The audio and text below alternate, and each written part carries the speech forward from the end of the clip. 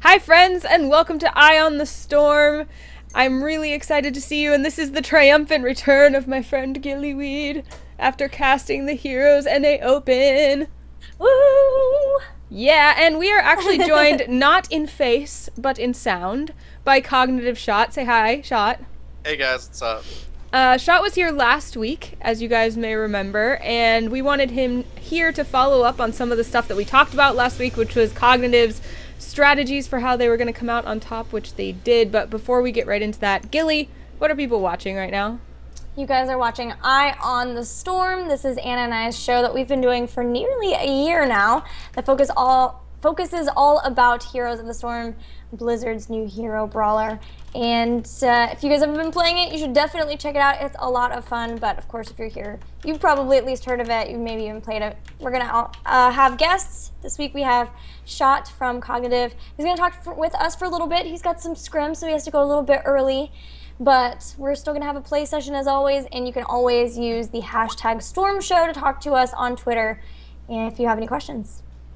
Indeed, and we are on Misscliks. This is a channel that is devoted to providing support and exposure for female role models in geek and gaming culture. Sorry, everything on my computer is exploding at the moment. Like, literally everything. Hold on. I heard some R2D2. R2D2. Everything is happening. Okay, so this is what happens when your father comes into town and surprises you, and then needs to get a hold of you to get into your apartment, and then blows up every device that you own. Okay. Well, welcome to my home. I do broadcast from home, and you just heard that. Anyway, yeah, Misscliks, providing support and exposure for female role models, geeky gaming culture. It's really cool. We're glad you're here to join us, and I'm going to put a little note here on our overlay just so that you guys can see who we are talking to. And now we can start. So, Awesome. Cognitive did great. In case you didn't watch, Cognitive was one of the teams to be awarded the regional championship spot. And Gilly was casting, so she got to see that firsthand. Gilly, tell us a little bit about watching Cognitive and some of the highlights that you saw. So it's really funny. I think both Cognitive and Complexity games were ones that I wasn't casting. So like that was the first time that you guys played was the last one that I wasn't going to be casting for before or on the first day, and then the second day that was the first game that I didn't cast. Oh. So it was nice though because I got to actually just sit and watch because I was really hyped and rooting for you guys. But it was really neat to be able to see. I really felt like you guys were kind of the big storyline because of your crazy plays that you made. The really crazy drafts made you guys really interesting for everybody, us included. And then the fact that you guys had to overcome the people who knocked you down into the lower bracket was it was a really cool storyline to see. I was really glad that I got to at least be there and like witness it firsthand. I wanted to know though, you guys went triple melee assassin. Which was the best thing ever. That was amazing. That draft. I was sitting here just watching. I'm like in my PJs. It's Saturday, or whatever day it was. Yeah, Saturday. And I'm just kind of, sitting here eating my chocolate and everything, and dropped everything and just was like motionless, looking at the screen like, did they just? This is gonna be amazing. Yeah, the triple melee assassin was certainly something to watch out for, I guess. I mean, you can't really prepare for it, really, because no one's gonna bust out triple melee assassin. Mm-hmm. So we were fooling around with it in scrims for that entire last week, and it wasn't something we practiced all that much, but we saw a lot of success with it in scrims against a multitude of different teams. And I don't think we ran it into complexity through those scrims. Like, I think we went back and looked and we're like, oh, we haven't run this strategy into complexity, like, at all. So we're like, okay, maybe we can throw them off guard and throw some triple melee assassin at them. And then they responded really well with the Gazlo pick. Not very many teams, actually only one team responded to us with the Gazlo pick. and we did really well into it, so we figured it wouldn't be that big of a deal, but Hans's Gazlo definitely messed us up a little bit. Well, I mean, he had the master skin, props too. To Hans. Props to Hans. Mm-hmm. It was that was actually one super heads up on complexity to draft Gazlo, and then once we got knocked out, the 2-0 sweeped us. We had to fight our way back through the losers bracket, and we decided to play standard into them the next time we ran into them. I actually wanted to know if you had played that versus a Gazlo before, but yeah, his Gazlo play was really on point, and that was a good map for it too. Yeah, it's Gazlo's best map. I think the theme overall of watching the round of 8 was just creativity and innovation and people trying to do things that were a little bit strange to knock their opponents off their feet. Would you say that you agree with that people are trying a lot of creative stuff? And if so, were there any particular compositions that you thought were like standout in that way? The only really standout composition I would say was our composition. We were actually not if we're talking about other teams, I'd say the only team that we were kind of thrown off by was Complexity themselves. Not just because of the Gazlo, but it was we didn't know until the tournament started that they were playing with Rajar, and so that kind of threw us off. And then not having McIntyre, we were prepping for the Complexity that had McIntyre at the forefront with all of his melee assassin plays, and we're like, oh, that might be really good to do into them, the triple melee. It'll take away a lot of his melee assassins, and it can work out pretty well. And then they bust out Rajar. We're like, oh, what the heck is this? So they played a lot of triple backline, which we're not used to Complexity playing, and it kind of threw us off really big. But other than that, no other team really stood out with any crazy drafts besides us. But oftentimes you'll see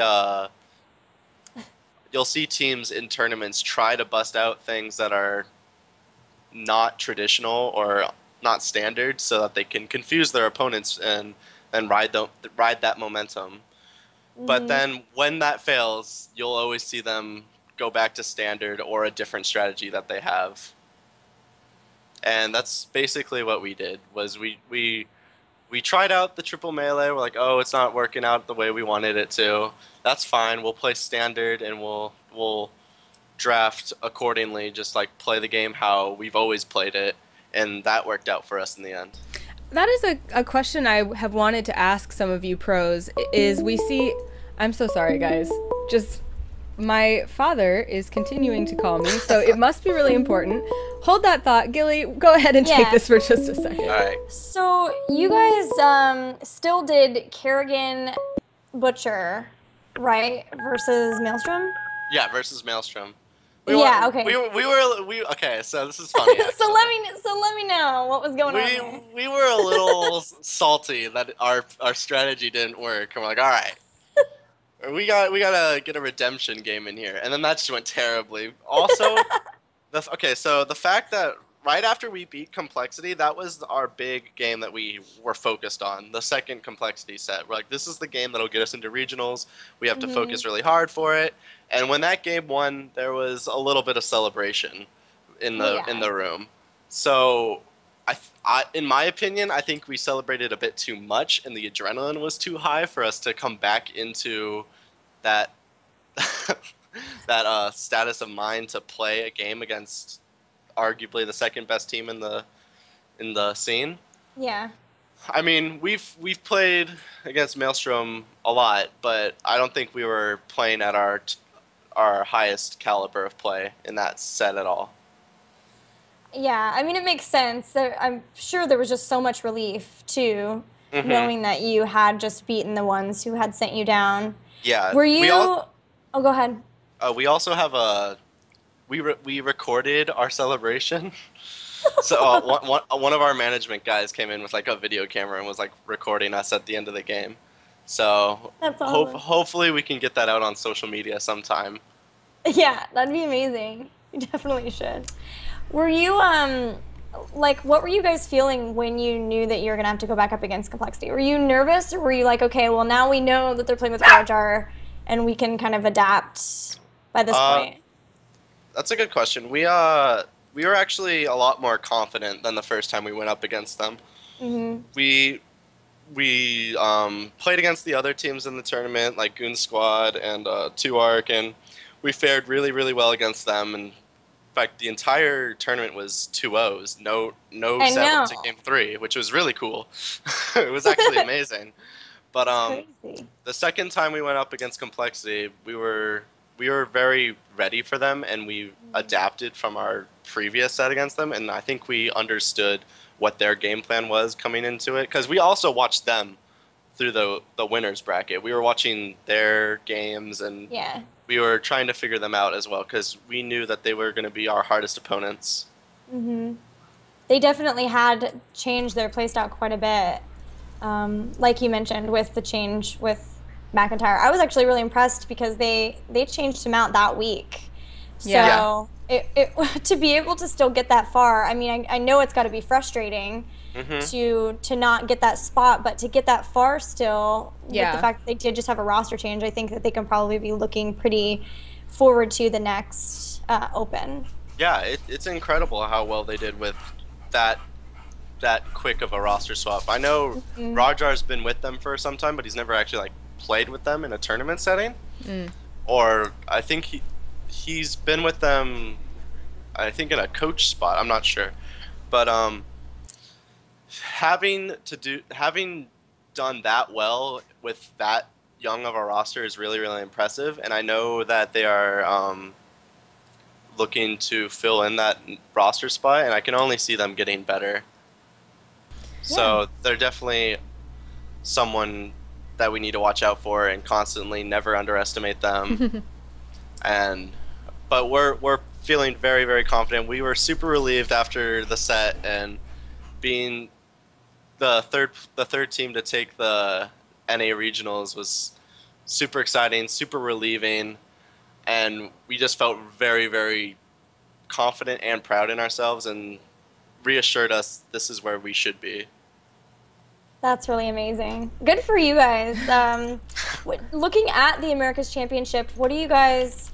Are you still nervous at all about August? Or are you just going into August and saying, let's just play as far as we can get some more money, and then really just focus on preparing for America's? Like, what are you doing to prepare for the America's Championship now? About August, we're never really in any of these tournaments for the money. I mean, tournament money is nice and everything, but it's never been about the money for any of us. If we're getting higher up in the seeding, like, oh, we're in third, or we're poised to take third place right now, like, I'll have to turn around and be like, wait, Dill, our manager's Dill, and I'll be like, wait, Dylan, how much does third place make, and how much does second, and how much does first make? Because we don't even register how much money we're going to be making.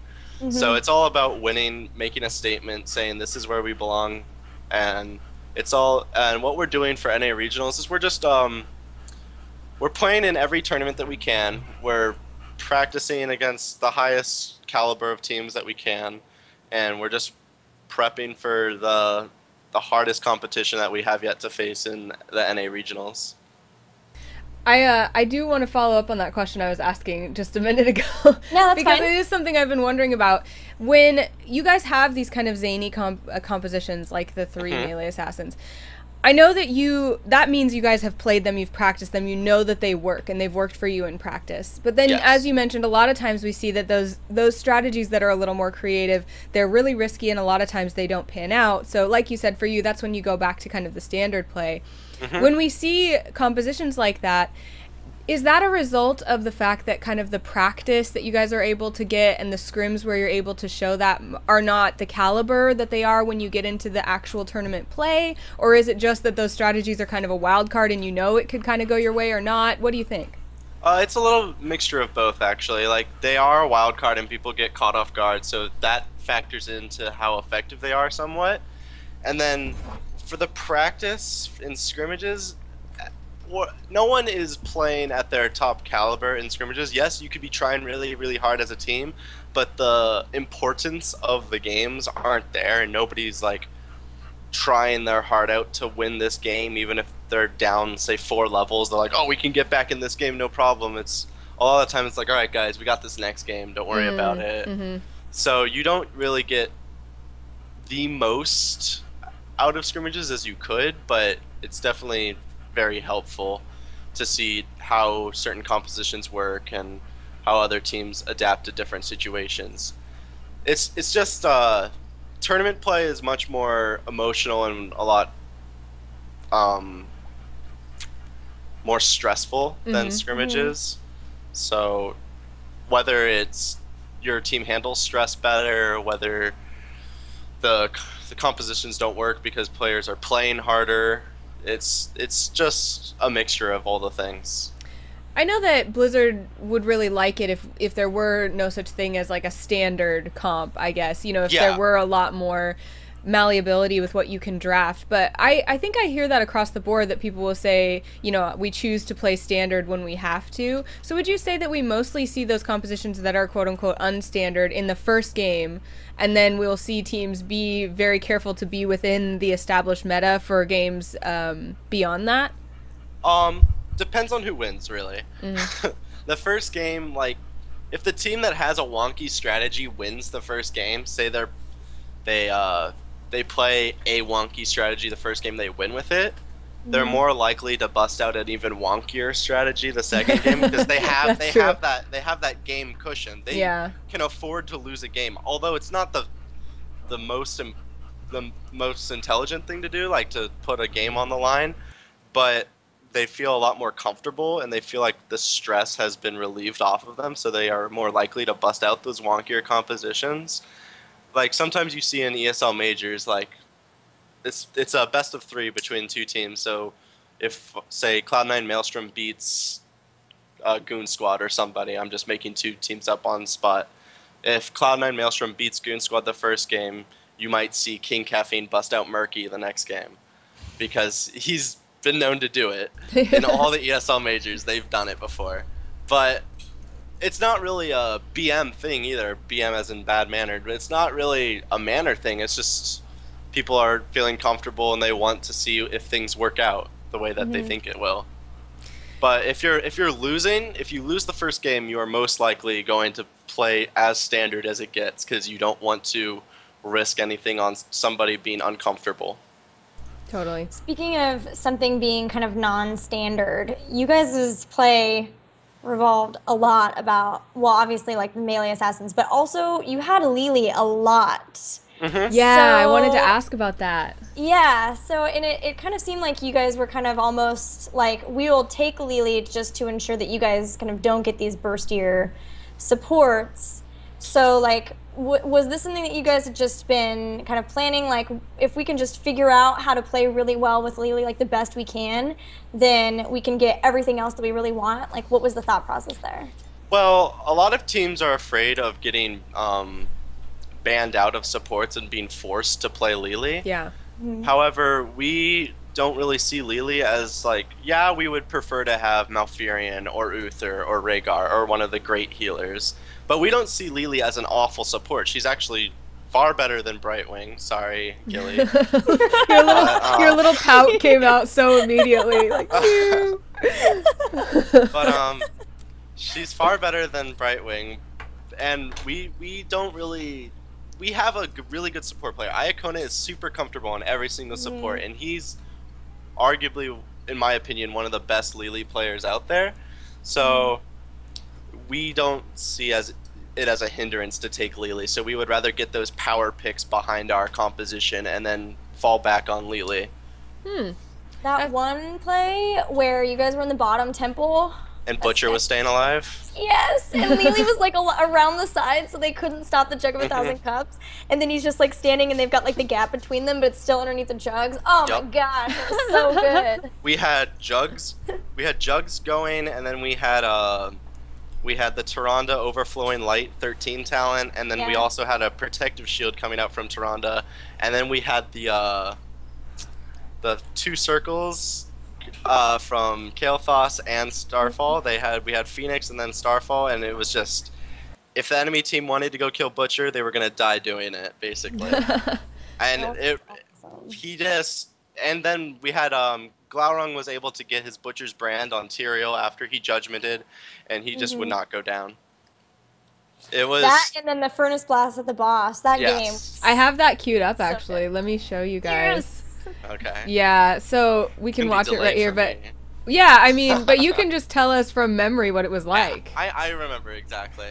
So what it was like, we were trying to get on bottom temple, but we were afraid because we didn't immediately have everyone there. So when oh, we're doing the boss fight. Okay. The boss fight. Okay, so we didn't have everyone there, and Iacona just got picked off on top temple, so we were freaking out. We're like, oh my gosh, they're gonna do boss, they're gonna do boss, and we were just positioning around it, and we were waiting for our time to go in, and we knew that most of them would funnel in on the point, so we were pretty confident because we had Starfall ready, and we had all these AoE abilities going in, and Johanna is great for sitting on boss points because she has that indestructible ability at 20.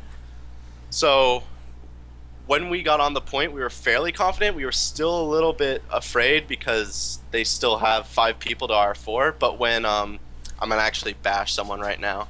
But Hans on KT blinked in to get an extra body on the cap point, and we instantly threw all of our abilities down. We had a Lunar Flare go down, we had a 4-man silence from Sylvanas, we had the Furnace Blast go off on their entire team, and it was just devastation. The Furnace Blast, yeah. And we were so hyped. Like when that happened, we were all screaming, "Go Core, go Core, go Core!" And if the video of our celebration gets released, it's a little bit like before the game ends, so you'll hear Sai, our tank player, he'll be going, hit 0 baby, with the boss wailing away at the core. And then it was just a really exciting moment in the game. It was so much fun. I want to ask too, and I know we're getting past, we told you we'd only keep you for 15 minutes, so I don't want to I like talking to you guys. Okay, good. I'm glad. But I do want to know, I mean, we've talked about what this means for the team and where you guys are going and all of that, but really, I want to know personally for you, because we learned a little bit about your story, about becoming a pro gamer and everything. What did this particular placement in this particular tournament mean to you personally? To me personally, it was What is your dog? Your dog is panting like crazy. I'm muting myself on the stream, so all the weird things you guys can hear, the stream can't. Just don't worry. All right. But, for me personally, it was extremely relieving because I was actually kind of stressed out because we hadn't really placed well. We hadn't been really doing well in tournaments against Zevron 2 Arc. We've been kind of lackluster in our public performance, but we knew we were a good team based on our practice performances. However, when we placed 3rd place, we weren't too worried about a 2nd place or 1st place finish, even though we really wanted to place 1st. We were really happy with our placement, but when that happened, I was super relieved, and it felt to me like I finally proved that I deserve to be here as a professional player, and it was super surreal to me. I say super a lot, but it was it was surreal. It was awesome. That's really cool. I had to go out with my friends after. I was too hyper. I couldn't even talk to my team after the initial 30 minutes of celebratory with our teams, and then we played Maelstrom, and then that all ended, and we were out of the tournament. I was like, guys, I got to go take the rest of the day off because I have to absorb this. It was amazing. Well, like I said, I know we have to let you go, but Gilly, were there any questions that you wanted to get in before we say goodbye to Shot? No, I think I had most of my answer, and I like that ending on that question. Yeah. That's really cool. Congratulations, Shot, to you and all of your teammates. Yeah, thank you for coming on last week, taking a little bit of time out of scrims to come and talk to us as well. We were really excited to be able to kind of follow up and hear your thoughts on all of the games and getting to go to the America's Championship. I know. Thank you so much. I'm really, really excited to perform in the America's Championship. It'll be really fun. Yeah, we can't wait.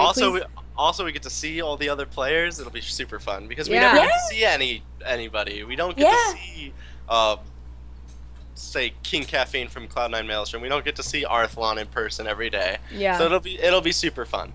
Yeah, actual faces to the usernames. It's really weird and awesome. A lot of It people, is. a lot of people think it's like everyone hates each other because they're on opposite teams. We're all pretty good friends. Yeah. So Oh, yeah. it's just friendly rivalries, and it gets kind of heated sometimes online. Well, please pass yeah, on I'm all really of our congratulations to your team. We're really thrilled that it's really cool that we kind of got to tell that story over last week and this week. So we Yeah. appreciate it, and tell them thanks for us. Absolutely, no problem. Do you have any shout outs before you want to go? Yeah, I would like to shout out our sponsor, AFK Gamer Lounge. It's an esports bar in San Jose, downtown San Jose, California. It's super awesome. They pay for us to live around the area. They give us a room to play in, and I would just like to thank them for allowing us to get to the point where we are right now. Awesome. And you guys, you can find out more about that by going to cognitive-gaming.com. You can find all the info about that team. You can see the website I'm showing you here. And please do find Shot on Twitter and tell him thank you for us as well. All right, thanks, guys. Thank you. Thank See you later, Good Shot. luck this weekend. Bye. Later, thanks. All right, Gilly. All right. Just us now. Are we still in the same audio? We are in Zoom now. Okay. Hi. Hi. So guys, the reason that things are pretty simple this week, there's just 2 cams here for you. You've seen Gilly and I holding glasses of wine, is because we decided it's been too long since she and I just got a chance to talk, and we actually haven't even gotten to catch up since really the round of 8 very well. And Gilly was casting the round of 8, which represents a huge success for us because, as you guys know, we started this show with the hope of becoming casters, and you have been with us from beginning to end throughout that entire process. And the fact that Gilly was on the major broadcast for Heroes of the Storm shows it's a huge benchmark, kind of like Shot was saying, where that's, you know, we can really seriously say we've accomplished this. So cheers to you guys for being with us from beginning to end and helping us. Oh, look, we have like little purple and gold, like it matches the overlay and everything. Oh my gosh. But yeah, you guys have been here throughout it all. We wouldn't have been able to do it without you. So we wanted to spend some time we called it a tea party, but then right before the show we decided it was a wine party instead. So welcome to our wine tea party. And we're just gonna sit and chat, and we want you guys to ask us questions as well. And mostly, I'm sure you guys will want to hear from Gilly after her experience casting. So feel free to put those, especially in chat or on Twitter. I'm not going to be able to watch Twitter quite as closely, so maybe you can, Gilly. I got it. Cool. I got it.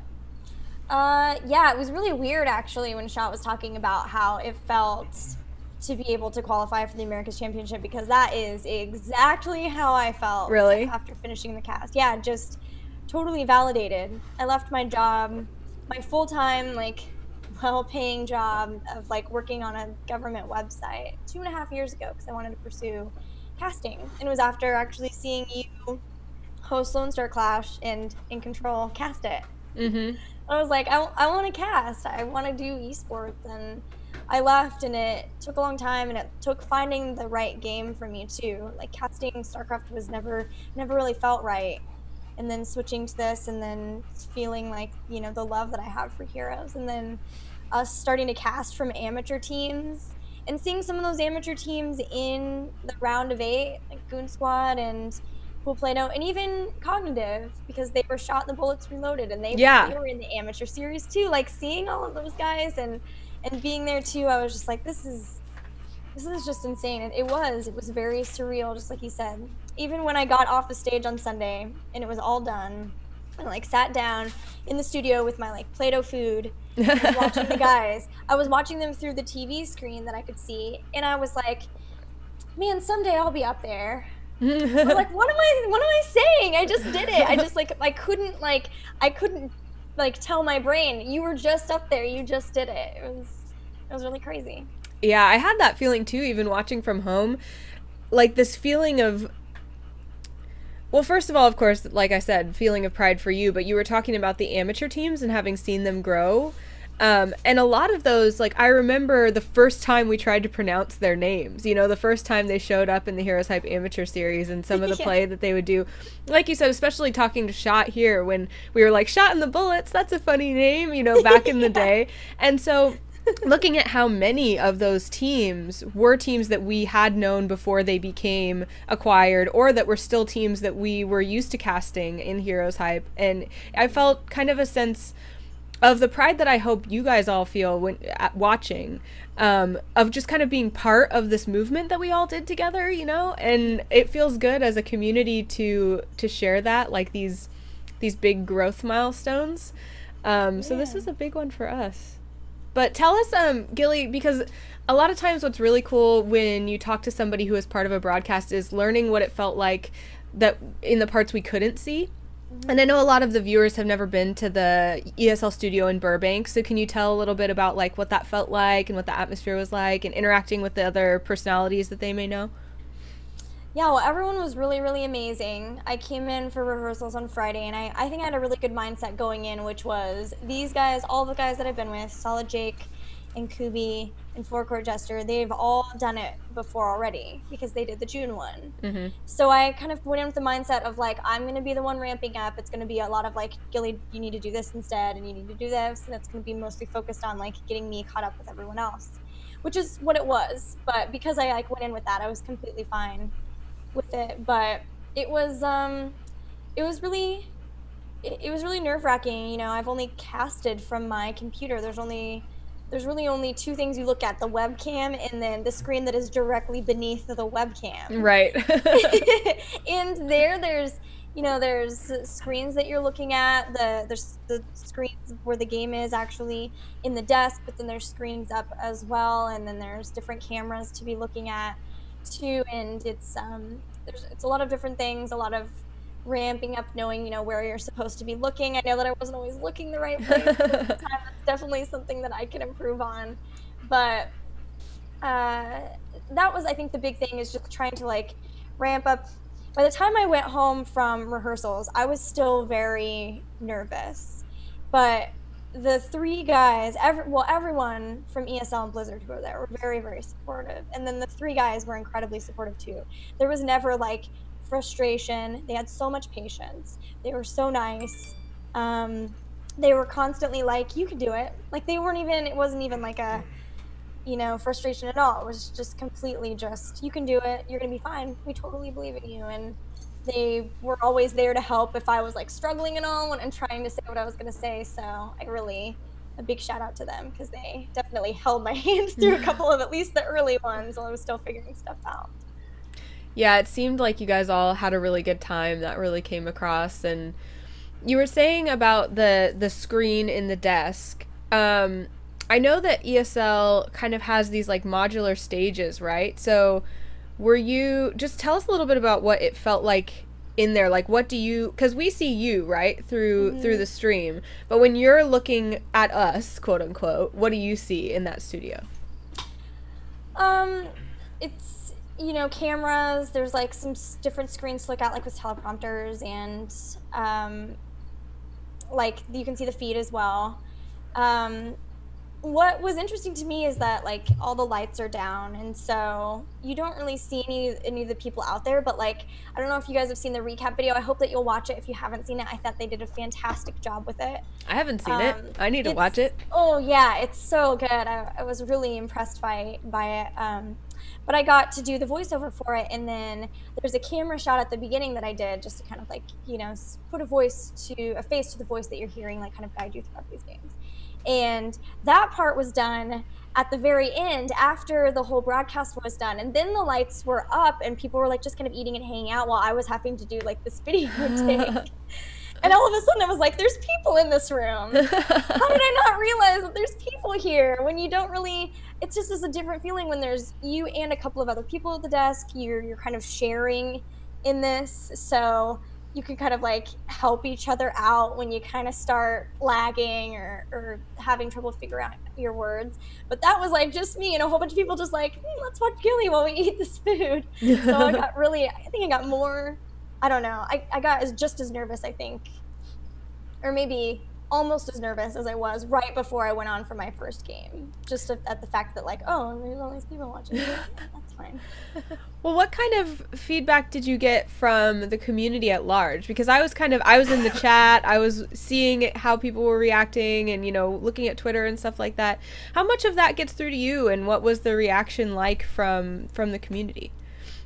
So we did have one person who was kind of, like, letting us know what, like, how chat was going. There were a lot of indeeds. There were so many indeeds. We had one person who was the person who was putting the different tweets. They would select the tweets that would be put up over the game, and so she was kind of letting us know what people were thinking. And like I said, we had a couple of different people who were watching the chats and letting us know, like, what people were thinking and that too. So we were pretty in tune with what was going on. I made sure that the second day I threw out a really good indie, like, right when I started talking, just to make people happy there. There was such a good Indeed montage that went around where it was like, Indeed, Indeed, Indeed. I didn't see that. I swear I saw it on your Twitter. It's so good. I'll make sure you find it. Someone put it in chat if you know what I'm talking about. That's fantastic. Yeah, it was really fun.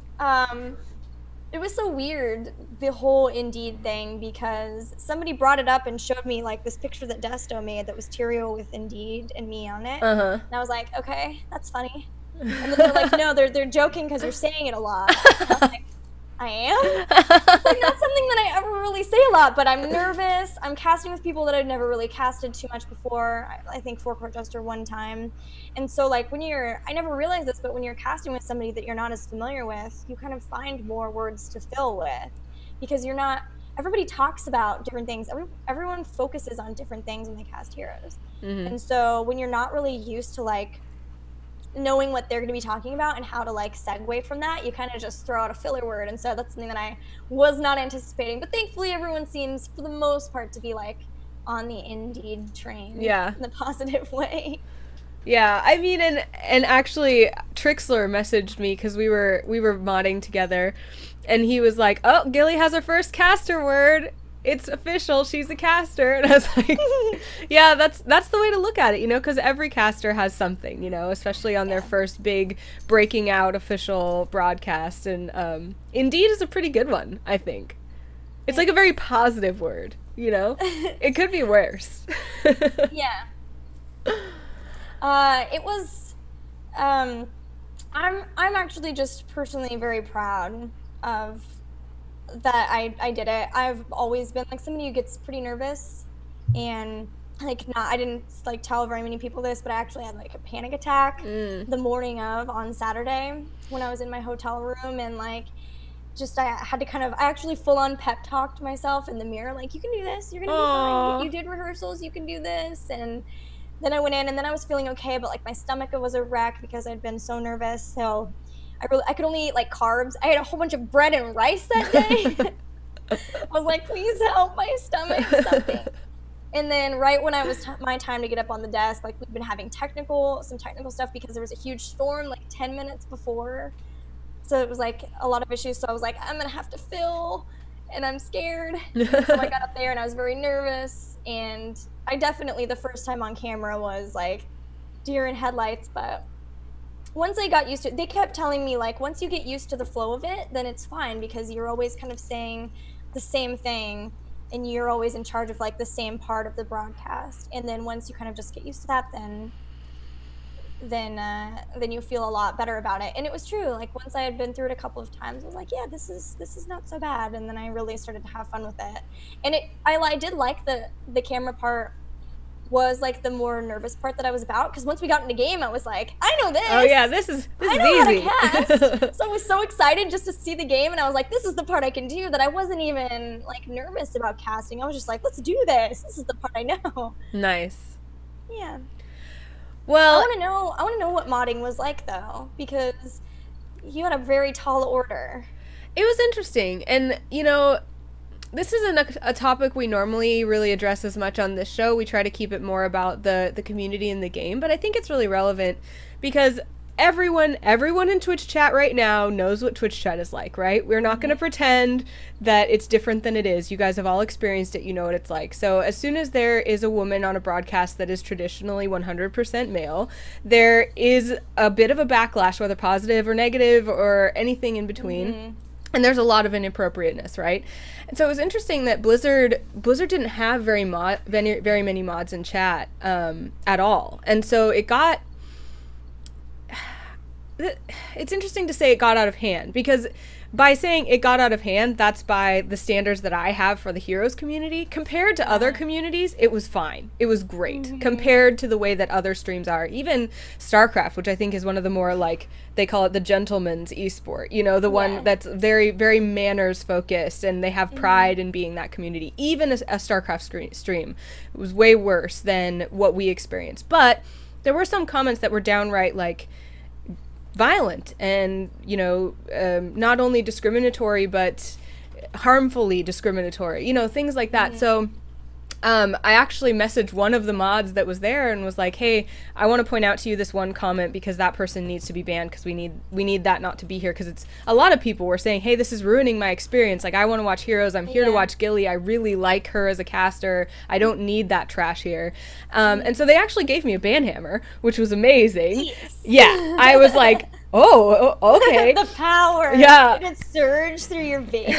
Well, it's interesting. With great power comes great responsibility, Gillyweed. And so I like typed out my modding philosophy to this person, and I was like, is this okay? Because this is when I time someone out. This is when I give them a warning. This is when I ban them. And they were like, I don't care, just ban the suckers. They suck. And I was like, okay. But I had spent so much time in the chat before then, like, hey guys, this is why you shouldn't say something like that. Please talk about the game. You know, like trying to encourage people to behave better. Yeah. That as soon as the little sword popped up by my name, everyone was like silent. Just silent for a minute. And then everyone started being like, oh, Anna's banhammer, Anna's banhammer. So, yes, it was actually, like, it was really cool to be recognized as somebody who could help that way, and being, like, kind of trusted in the community. That felt really good, but it also felt good to be able to make that a little better, because I think after myself and then a few more mods were there consistently through the rest of the weekend, I think it was one of the more positive chat experiences that I've had for a tournament that size, because there were a lot of people watching, and anytime you get a lot of people watching, if you have five bad apples, you know, it's going to be crappy chat. So, well, I really appreciate you sticking out for me and the other casters, but I'm sure, you know, me being the girl one, but I'm glad that you were able to do that. I think it's good that we try to hold ourselves higher than just, like, you know, a normal, like, esport as much as we can in the chat when we can do that. And I really appreciate you being willing to put the work in to do that. You even said, like, I can barely watch the games because I'm having to mod so much. Like, I'm really appreciative that you and the other mods were willing to do that, because if we're able to kind of consistently keep that experience good for Heroes in general, like, that's only going to be a positive for other esports and other organizations looking to, like, invest in Heroes and, like, make Heroes bigger. That's a huge point that a lot of people don't recognize, is that if they, because a lot of times people are like, it's just the internet, Anna, like, that's just the way it goes, or it's just esports, or it's just in fun. But when you've worked in esports this long and you kind of know what it takes to actually sustain it and grow it financially, there are tons of sponsors that will see that chat and just be like, nope, not interested, cannot be a part of this whatsoever, because my brand can't be on the same page as those words, period. So that's a huge, if you want to help esports grow, then you have to be responsible for your own behavior as a community member, because unlike other communities, your feelings, your words, your expressions directly, you know, are alongside the content that you are consuming. It's very, very different, and it's a privilege, you know, that we have to. I agree with you, Gilly, that, like, especially in Heroes, where we kind of have the advantage of seeing a many games go before us, you know, and I think that we as a community can help our game succeed by holding ourselves to a higher standard when it comes to toxicity and bad behavior, you know? Yes, I definitely agree. I hope that we all will continue to do that, both in game and in chats as well, because I really want to see I'm selfish. I want Heroes to be the biggest. Yeah. I want it to be the biggest, and that's one of the ways we definitely can get people to be more interested in Heroes, is by saying like, oh, this is a much more positive, much like better community. They really police themselves and they really care. I think that's gonna be good. I see Theodore the donkey in chat believing in me. Arthalon's donkey, if you guys aren't aware, is stuffed donkey. Yeah. Has a Twitter account now. Yeah, I saw that donkey in the video. He was quite impressive. Yeah. Yes, They're also naming me Banna Prosser in chat. Yes! Which I really like. That's pretty good. I can live with that. I only banned like 3 people. I'm a very patient mod. I time people out. I explain why they got a timeout. Anyway, but I think that what you were saying, you know, about making Heroes succeed and holding ourselves to a high standard and all that, it applies so far into this community. A lot of people come to me and ask, like, how can I get involved in esports, or like, man, I would kill to have your job, or any of those kinds of things. And a lot of it boils down to, like you said, Gilly, being willing to hold yourself to a high standard, being willing to work very, very hard, looking for opportunities to help other people succeed, and in order to you know, make yourself valuable, giving of yourself, you know, and that goes from being a chat participant all the way up to being a professional or a personality, I think. Oh yeah, I totally agree. There are people in the Heroes community who have like become known just from like being in chat a lot and like being a mod for certain chats and just really working up that way, or like by playing the game a lot and writing good guides. There's a lot of different ways that you can get into this community, and there's going to be even more because it is still growing. I know that we're going to do a play session, but I wanted to say one other thing is that you got to come on and do a little interview. Which oh my with my gosh, friend that was Sunday. The best. Yeah. So like, when you heard about that, like, what did you do? What was your reaction? Where was I? I had gotten up early and I was already out, which was crazy for a gamer on a Sunday, but I was out and about doing stuff, and got the text from you and from Anya from Blizzard that were like, hey, do you have time to come on for an interview during the cast? And I was like, of course I do, you know, let me get home right now.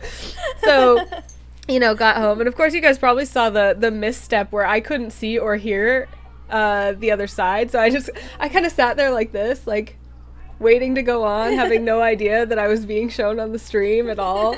So luckily I wasn't like picking my nose or being awkward or anything like that. But yeah, eventually they got, like Gilly said, there was a big thunderstorm. In case you guys didn't know, that was a lot of the technical problems that they had, that it was literally like an act of God, not just on their end. But and it never rains there. It's so weird. I was kind of wondering, because I totally like the no excuses mentality. When there are technical problems, you know, we'll just fix them, the end. But when there's a thunderstorm that's knocking out your ability to broadcast, like, maybe just be like, hey guys, sorry, there's a thunderstorm. You know? Yeah. And props, by the way, to Jake and Kubi and Jester, who filled for like 15 minutes while we got stuff back up so that we could still go on at like a reasonable time. Yes. I was watching that, having not gone on, and I was like, I'm going to run out of the studio. There is no way.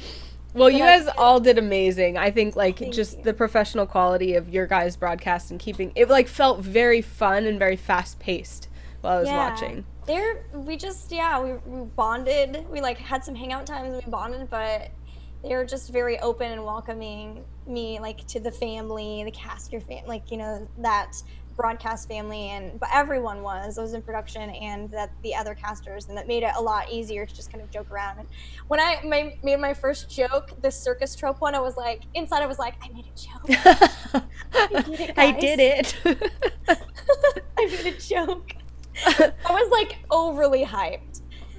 So like Cognitive was overly hyped, they celebrated too much. Inside, that was me after I made my first joke on stream. I was like, guys, I made jokes. I've done it. I can leave.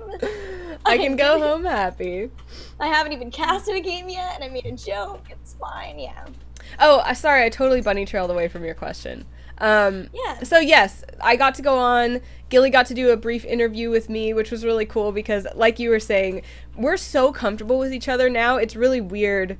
to cast with other people because I'm so used to the cues that Gilly gives me. So for a second I was a little nervous because I was like, there's a lot of people watching. I was just in my pajamas 5 minutes ago. Like, and then I was like, oh, it's Gilly. Like, I know she will give me questions in a way that I understand and that I can answer really well. So we got to talk about Eye on the Storm, and again, props to Blizzard because they do such a good job, at least for us, of making community content creators feel included and be able to kind of promote what they're doing, and it's a very symbiotic relationship in that way. So got to say that, got to call out my favorite game thus far, which was that complexity cognitive game with the Gazlo and the 3 melee assassins. That was, I am so glad I didn't miss that one. Yeah, so it was cool to get to shout out this show too, because again, and I know I'm like so sappy today. I'm sorry, but just one episode, guys. I'm sorry, but like it's really important to me that all of you who have been watching, either if you've just joined us or if you've been watching since our first episode, which actually is this our 40th episode? I think this is episode 40. Is it really? I think this is literally like the big 4-0. But anyway, we're over the hill. I know.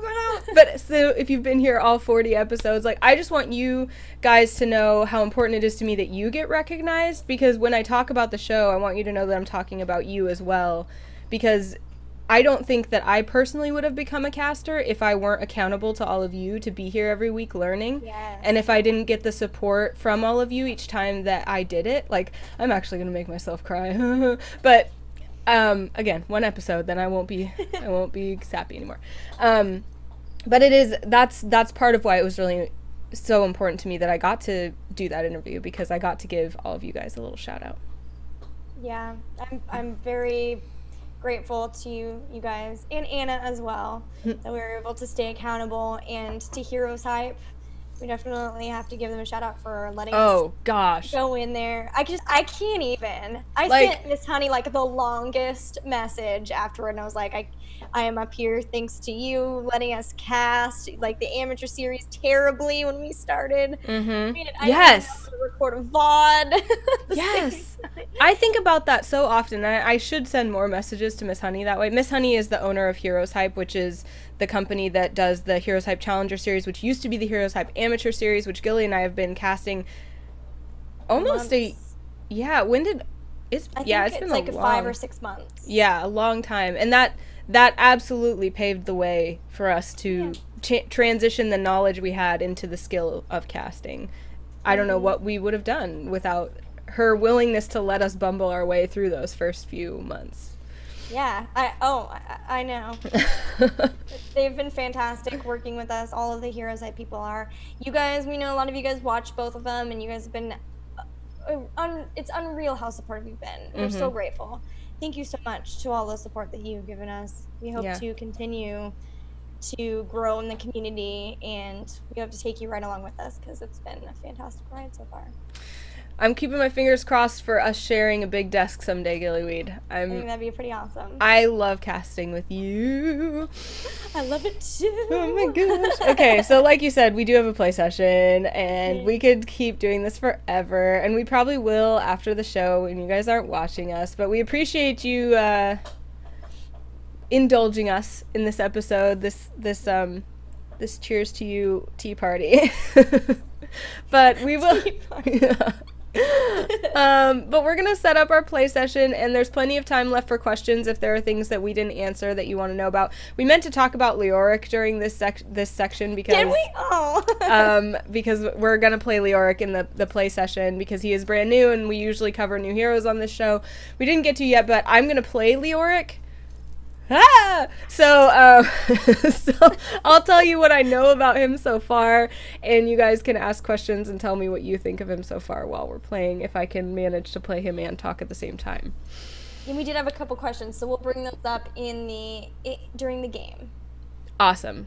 All right, well guys, we will be right back. We're just gonna get that call set up. It'll be just a few minutes, and we will see you soon.